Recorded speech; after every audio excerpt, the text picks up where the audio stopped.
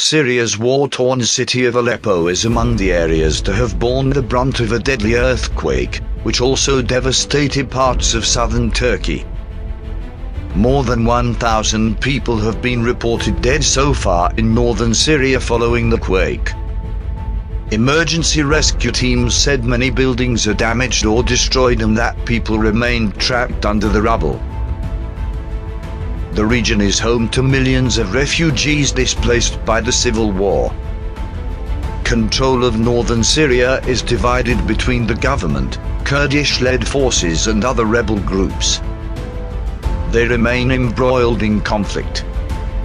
Even before the earthquake, the situation in much of the region was critical, with freezing weather, crumbling infrastructure and a cholera outbreak causing misery for many of those who live there. According to separate figures from the Syrian government and the White Helmets Rescue Group, which operates in rebel-controlled areas, more than 1,000 people have died in the region so far after the earthquake. A video published on social media and verified by the RTV showed a building in Aleppo crashing to the ground as onlookers rushed to safety. The 7.8 magnitude earthquake struck at 4:17 local time at a depth of 17.9 kilometers near the Turkish city of Gaziantep. 12 hours later, a second quake, which was nearly as large, struck 130 kilometers to the north. Some Aleppo residents told Reuters they have nowhere to go, either because their homes have been destroyed or because they are afraid of further quakes. A spokesperson for the White Helmets described northwestern Syria as a disaster area and said that families remained trapped under the rubble. One man in the town of Jondair is told that he lost 12 members of his family in the earthquake. Another said some of his relatives were trapped under the rubble. "We hear their voices, they're still alive, but there's no way to get them out," he said. "There's no one to rescue them. There's no machinery." In government-controlled areas, all of the country's emergency services have been made available, including the army and student volunteers. However, RTV Monitoring's Hesham Shoish, a Middle East specialist, says this is not enough to deal with the scale of the destruction. The International Rescue Committee, a charity with more than 1,000 members of staff on the ground in opposition-held areas of Syria, said it was already dealing with the region's first cholera outbreak in a decade and preparing for approaching snowstorms when the quake hit. Freezing conditions and torrential rain were hampering rescue efforts. Mark Kay, the organization's Middle East Advocacy Director, described the situation as a crisis within a crisis within a crisis and said vast swathes of the region are beyond contact because of damage to communication networks.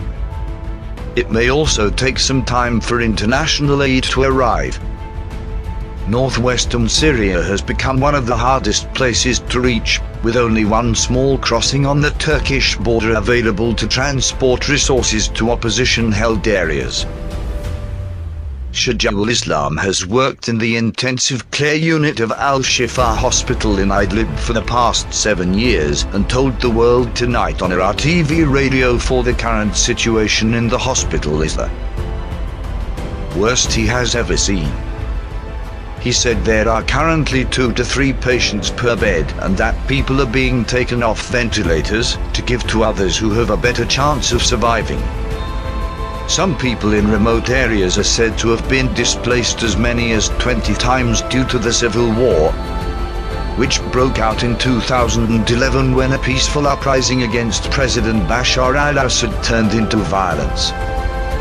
Hundreds of thousands of civilians and fighters have been killed in the conflict, and the resulting humanitarian crisis has been compounded in recent years by an unprecedented economic downturn.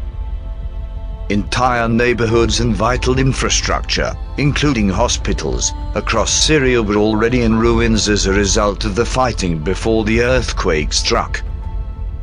The government has called for international assistance, appealing specifically to United Nations member states, the International Committee of the Red Cross and other humanitarian groups.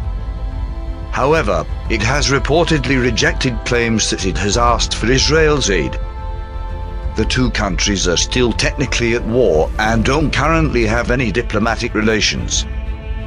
Dozens of other nations have promised help, including the United Arab Emirates, Kuwait and Qatar. The UN said it has teams on the ground that are assessing the situation and providing assistance. The IRA-TV's chief international correspondent, Liz Doucet, has said that Syria's president, Bashar al-Assad, may be forced to accept help from Western countries, whom neighbors he has often condemned for backing his enemies. Russia, which already has a military presence in Syria due to its involvement in the civil war on the government's side, has also pledged its support.